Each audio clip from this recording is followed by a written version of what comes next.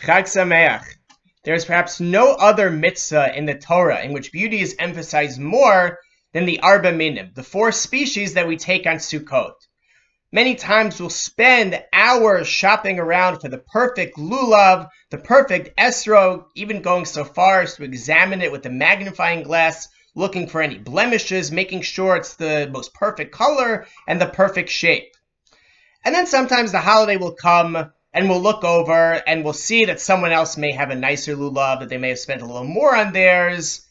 They may have gotten the one that we wanted, but they beat us to it. And we might be a little bit jealous, and sometimes it can turn into a little bit of a beauty pageant. Who has the nicest Arba Minim? And is this really what the Torah wants?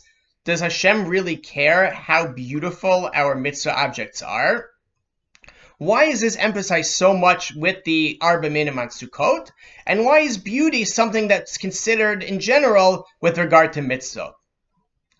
With regard to the mitzvah of Sukkot, so the Torah says that on the first day of Sukkot, we should take from the pre-Eitz Hadar, from the beautiful fruit tree, which the sages understand to mean the etrog, but from there we have an idea that the objects that we use during Sukkot are meant to be beautiful. But more generally, the Talmud tells us in Masechet Shabbat that we should endeavor to find beautiful mitzvah objects. That when someone is purchasing tzitzit, so they should buy a beautiful garment. They should acquire a beautiful shofar, and they should endeavor to have a beautiful sukkah and 4 species. And the Talmud says that this is an imperative based on the verse that the Jewish people said when they saw the sea split, Zeh Kelim ve'anvehu. This is my God, and I will glorify him. And the Talmud understands that beautifying mitzvot is a way of glorifying God. So how is this a way of glorifying God?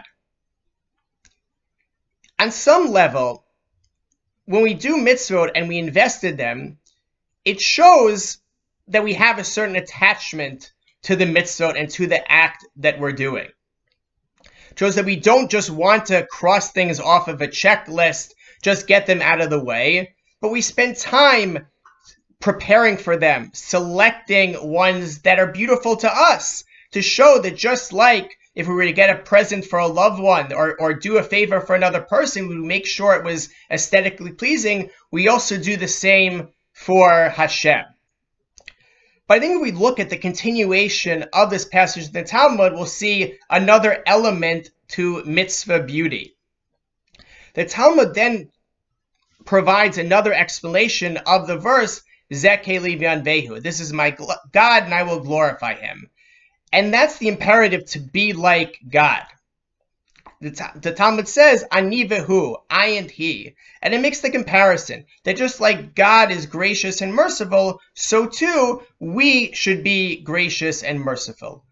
So if we connect these two ideas, we can see that an element of the beautification of a mitzvah and of service of God is not only in the aesthetics, in the physical aspect, but also in the way we behave and in the manner that we conduct ourselves.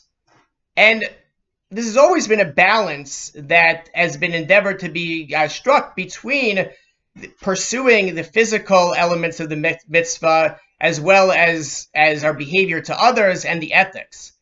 Rabbi Yisrael Salanter was once asked, what's a hider mitzvah? What's a manner that one could beautify the mitzvah of purchasing matzah? And he said that the greatest hider mitzvah, the greatest beautification of the mitzvah that can be done is to make sure that the women in the matzah baking factories are paid well and are treated fairly.